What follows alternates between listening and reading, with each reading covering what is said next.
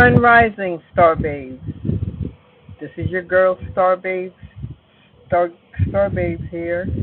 And I just wanted to get into something else that I've been thinking about. You know, I'm always thinking, guys. So let's look at your basement. Let's take the elevator down for a second to the basement of your mind. Let's go. There's a place in your mind that feels exactly like a concrete basement. It's dark, it's cold, it smells like old memories you should have thrown away years ago, and it feels completely impossible to leave. When you are down there, you aren't actually living your life out in the world. You are just surviving it. You are reacting to everything from a dark, hypercritical bunker. For a long time, I thought spending days, weeks, or even months trapped in this mental state was just a personality flaw. I thought I was just broken.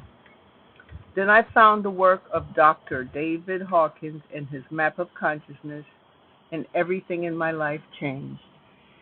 Suddenly, I realized the basement isn't a permanent defect in your brain. It's a precise frequency. And until you understand the exact level you're stuck on, you will keep running on a hamster wheel in the dark. Today, we're opening the door, turning on the lights, and walking up the stairs. Now, to understand how to get out of the basement, guys, you have to understand how Dr. Hawkins mapped the human experience. He calibrated human consciousness on a scale from 1 to 1,000. But there is only one number on that entire scale that actually matters to you right now, and that's the number 200. 200 is the critical tipping point. Anything below 200 is what I call a parasite frequency. When you are below 200, your mental state literally sucks energy out of your body. It drains your life force. You cannot create, you cannot heal, and you cannot build a life from down there because you're operating at a net loss. Let's look at the four floors of the basement. See which one feels like home to you lately. The bottom of the basement, level 20, is shame.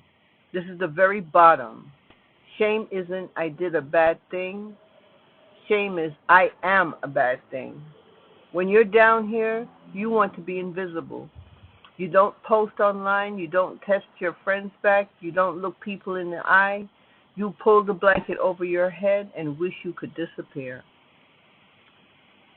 Level 30 is guilt. This is the floor of self-sabotage. It's the constant inner critic. You feel bad when you're relaxing because you should be working. But then you feel bad when you're working because you're too tired to do it well. It's a relentless loop of self-punishment. Level 50 is apathy. This is the dangerous zone. It's the what's the point level. It's totally hopelessness. You aren't even angry or sad anymore. You're just numb.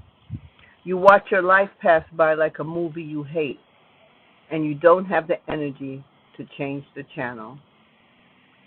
Level 100 is fear. The world feels terrifying. You're constantly scanning for what could go wrong, obsessively checking your phone, trapped in a loop of anxiety, assuming the worst case scenario is always right around the corner.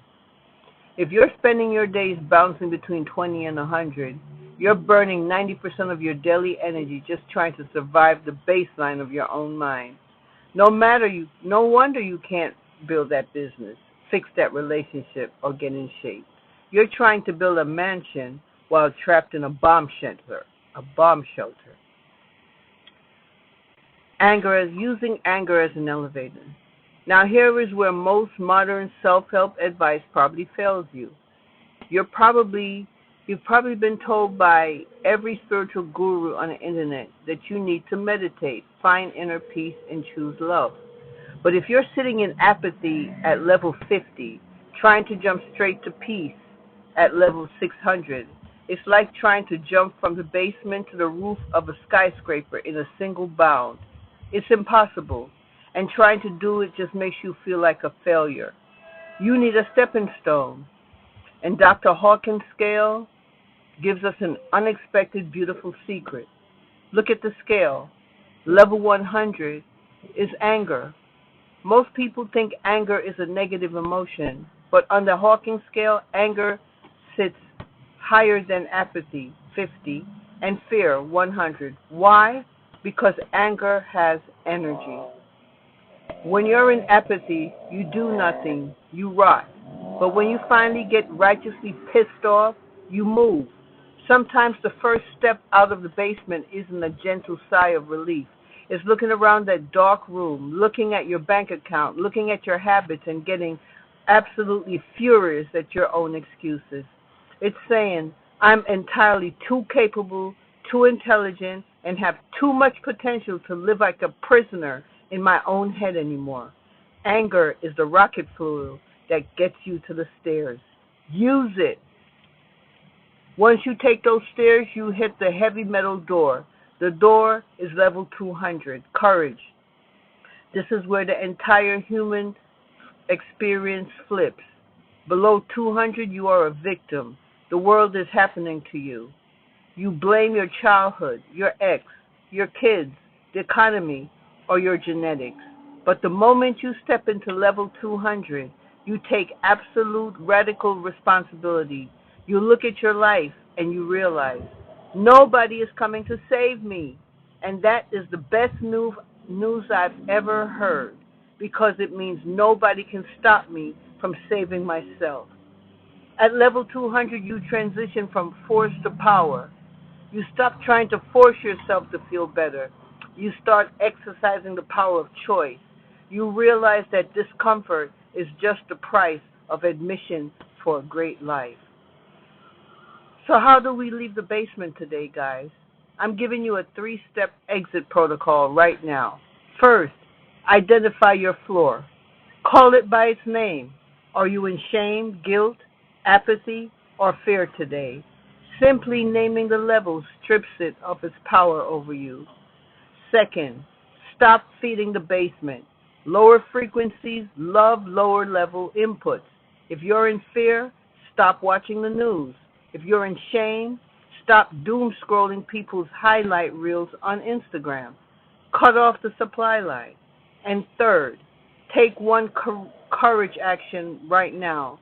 Do the exact thing you are avoiding. Send the email, clean the desk, go for the walk. Action is the only language the stairs understand. The basement was great when you needed to hide. It kept you safe for a while. But the sun is up outside, and you've been downstairs for far too long. Unclench your jaw, drop your shoulders, and take the first move. If this episode struck a chord with you, do me a massive favor.